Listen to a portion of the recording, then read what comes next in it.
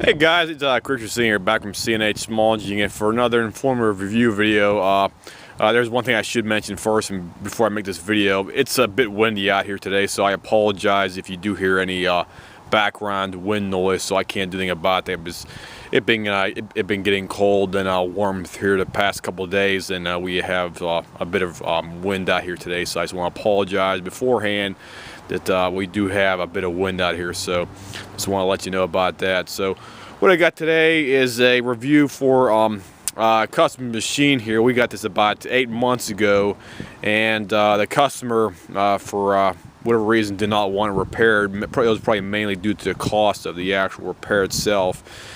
It's a Yard Machines MTD, 5 horsepower, 22-inch path. This 2-stage or dual stage, whatever you want to call it, right there for that. And it's also self-propelled as it is in the back too. The reason why this customer brought to us over here probably about a year ago, or I should say it was more appropriately back at the beginning of the year, he apparently sucked up a brick with his machine here, and it caused catastrophic damage to his drive system for the augers in the front up here. I'll even show you the parts that we had to replace here for that. This is your drive casing right here for your transmission or differential, whatever you want to call it, right here for your drive unit right there for that. And this guy's machine basically had this thing basically grenaded down inside here. Here's some of the components right here. You see right here, basically the casting aluminum right here. What happened was, here's the gear itself right here. And you see there, the gear is slightly ballooned on there, and it's actually enlarged on the actual whole shaft, where the whole shaft goes through there. And here's the worm gear right here for that. And your worm gear goes down inside your case right here, and you got your big, I think it's a brass or bronze gear in there. And what happened was the guy hit a brick out in his yard because the guy, for whatever reason, was a dumbass and didn't actually check his yard prior to you know, the actual snow blowing season out there and stuff like that. Because we've seen guys over here suck up newspapers, chains, cords, dog leashes, you name it. Basically we see it over. We even seen people suck up logs and stuff like that, and basically get stuck up in their impeller on there, and basically expect us to come out their house and work in their driveway when it's about 10 degrees outside with snow blowing around and everything else like that. And we tell them it's not possible, and it's not going to be economically feasible for us to do that.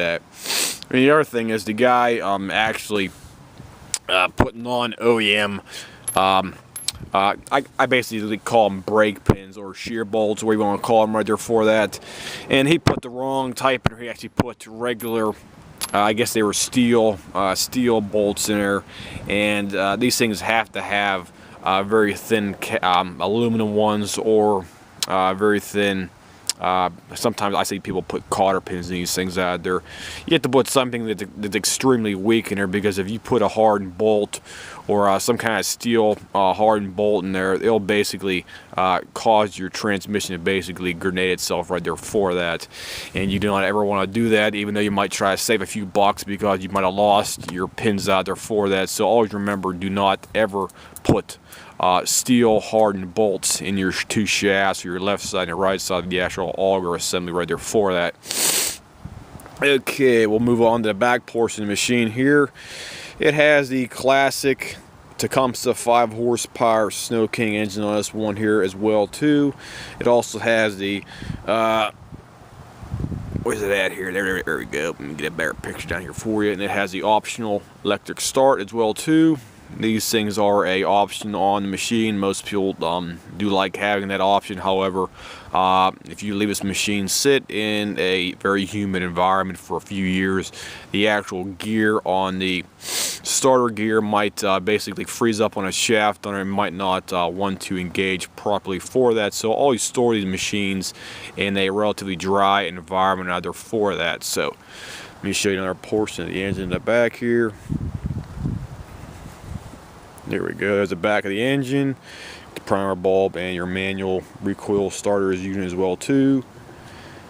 And there's your handles, and there's your gear selectors right there as well too.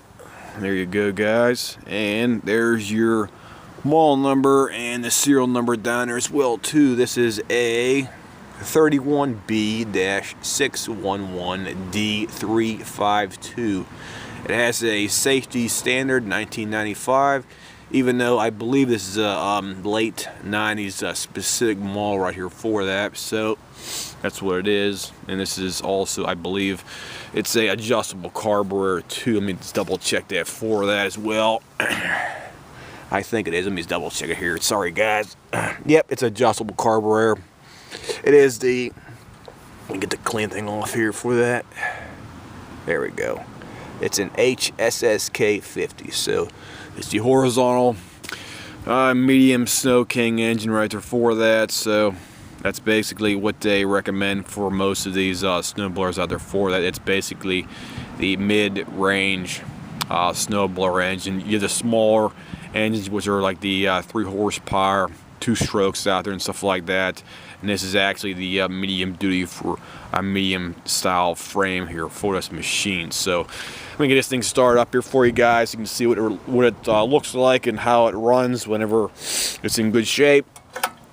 Okay, hit the primer bulb a couple times. 1, 2, 3. Everything's on. Okay, let's engage it here and start this thing up here.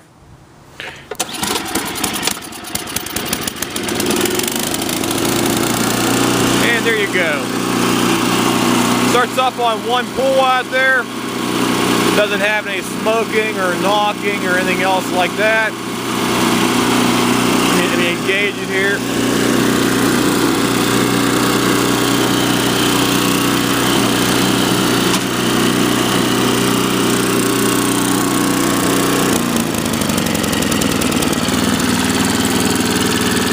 And it idles nice and smooth as well too there for that. So other than just a teeny bit of surging right there, everything else works okay, perfectly fine.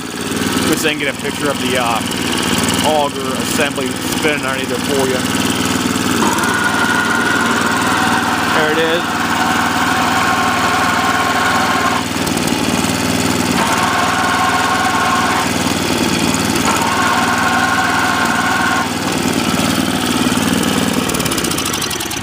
So that's basically everything on the guy's machine there.